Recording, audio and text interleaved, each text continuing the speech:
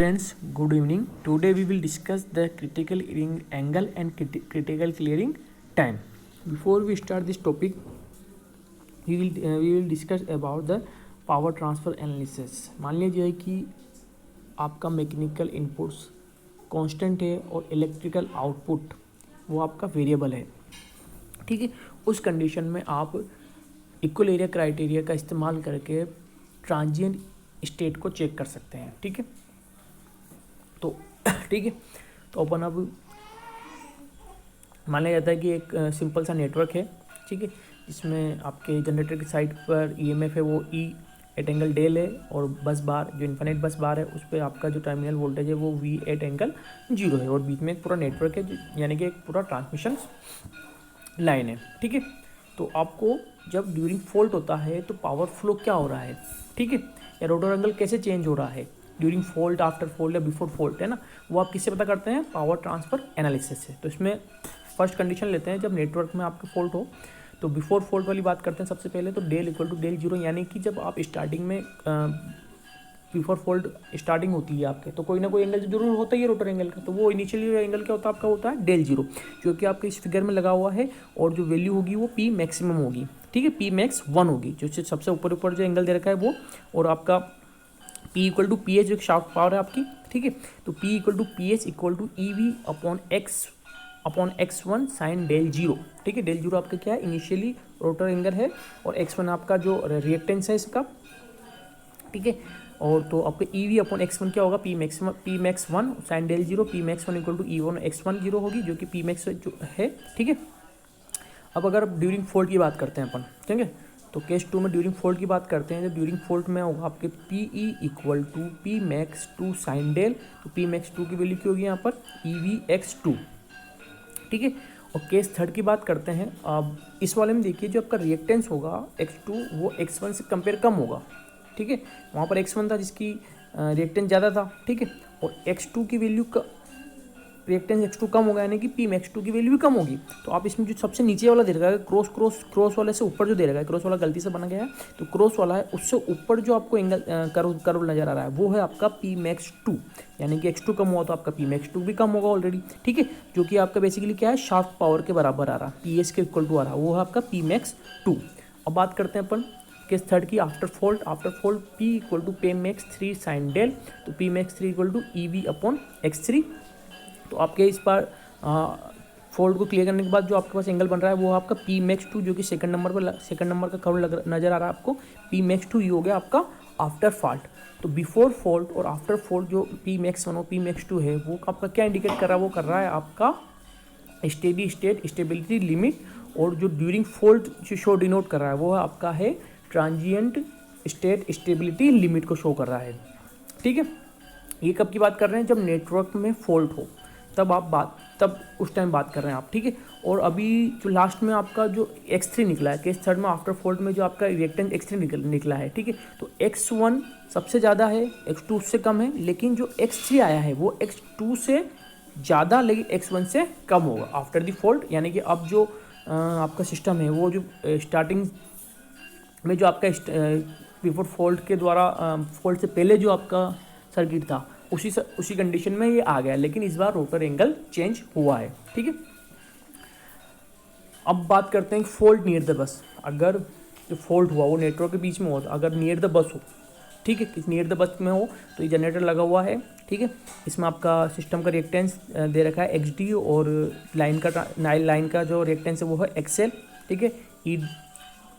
Generator का E del 0 EMF है, और इन्फिनिट बस का टर्मिनल वोल्टेज है वी एट एंगल 0 है, ठीक है।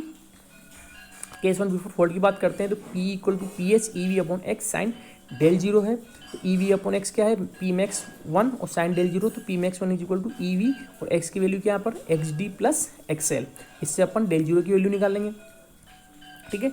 ये आपका इसका ग्राफ है। सबसे पहले जब P equal to P S होता है आपका, और P equal to P S होता है, तो P मैक्स होता है, जो कि आपके बी पॉइंट पर शो हो रहा है, ठीक है। और इनिशियली कंडीशन आपकी क्या थी? डेल 0, क्या थी आपकी? डेल 0 पे a point P equal to P H हो गया।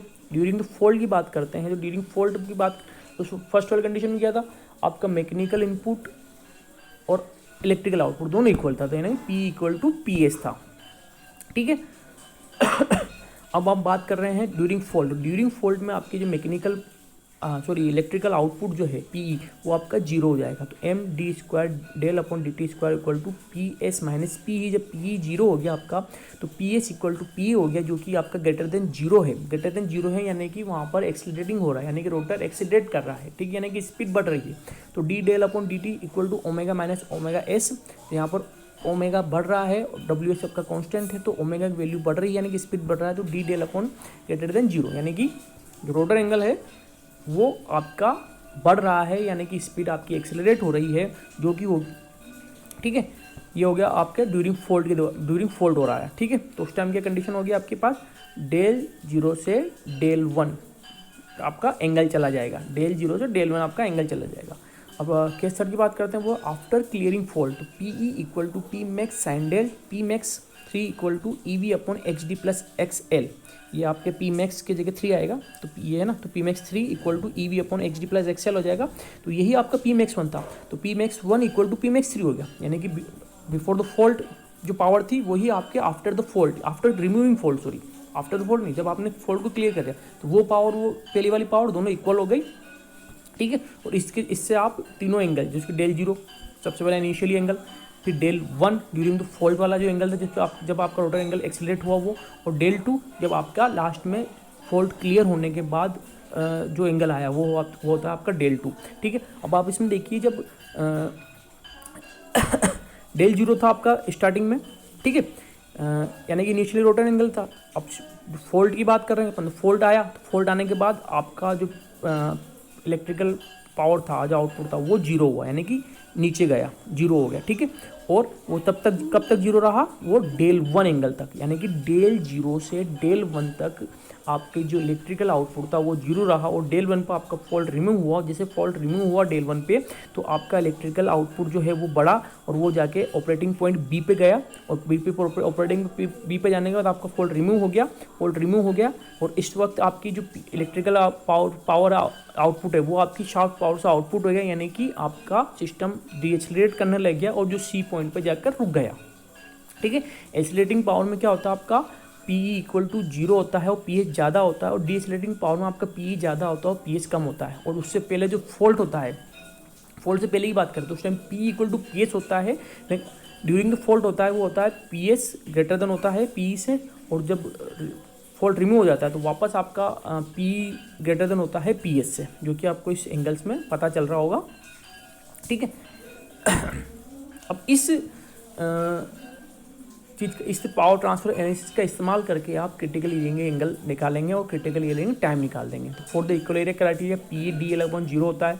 ठीक है, फिगर देखिए आप इसमें, P equal to P S वही इनिशियल वैल्यू डेल जीरो है, और डेल सी आर वह एंगल है जहाँ पर क्रिटिकल यील्डिंग एंगल है, जहाँ पर आपका फॉल्ट क्लियर होगा, और डेल मैक्स वो एंगल है जो मैक्सिमम एंगल है जहाँ तक आपका रोटर एंगल की वैल्यू जा सकती है।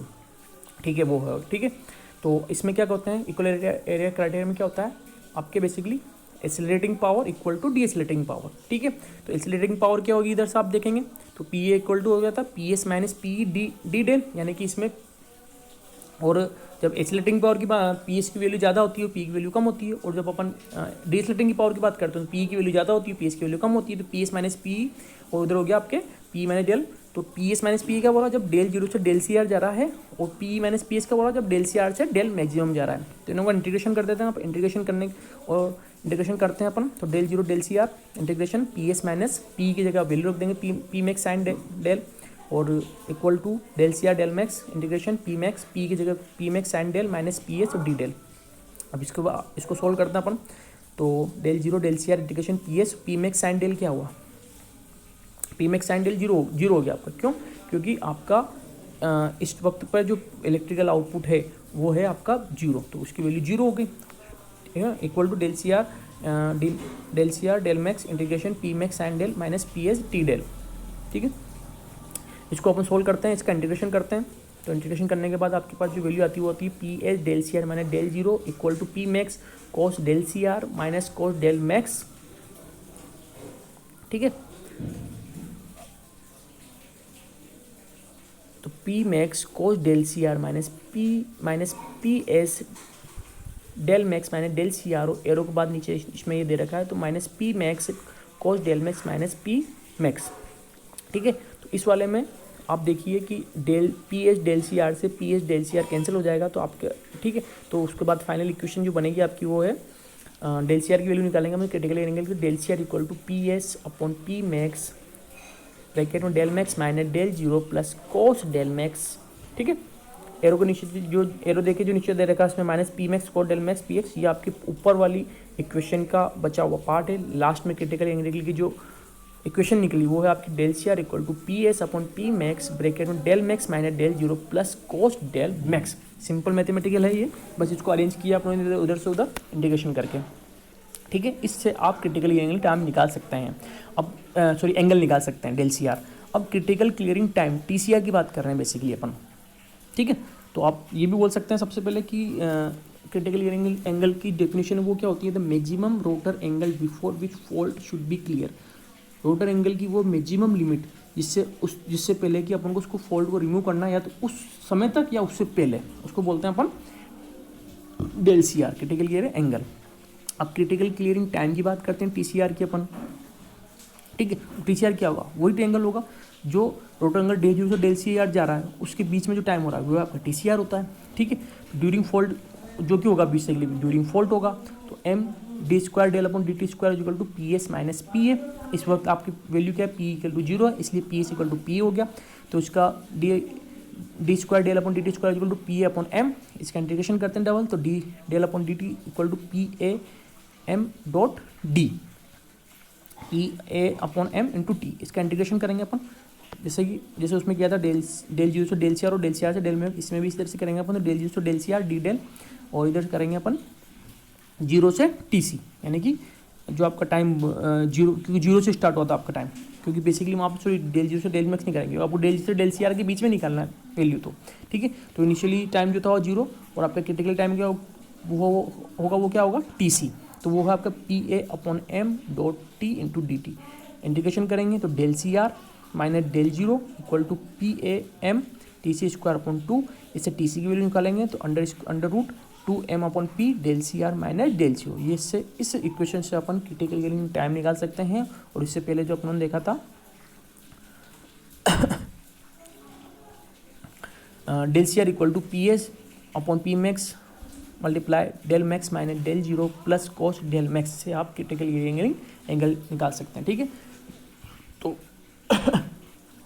ये critical clearing time T C R और critical clearing angle del C R, ये किस टाइम की बात कर रहे हैं, जब ट्रांजिएंट स्टेट स्टेबिलिटी लिमिट की बात कर रहे हैं, यानी कि ट्रांजिएंट स्टेबिलिटी की बात कर रहे हैं, तब ये कंडीशंस होती है जब लार्ज डिस्टर्बेंस आता है। ठीक है, तो यह होगा आपका क्रिटिकल क्लियरिंग एंगल और critical clearing time by power transfer analysis और equal area criteria. Thank you.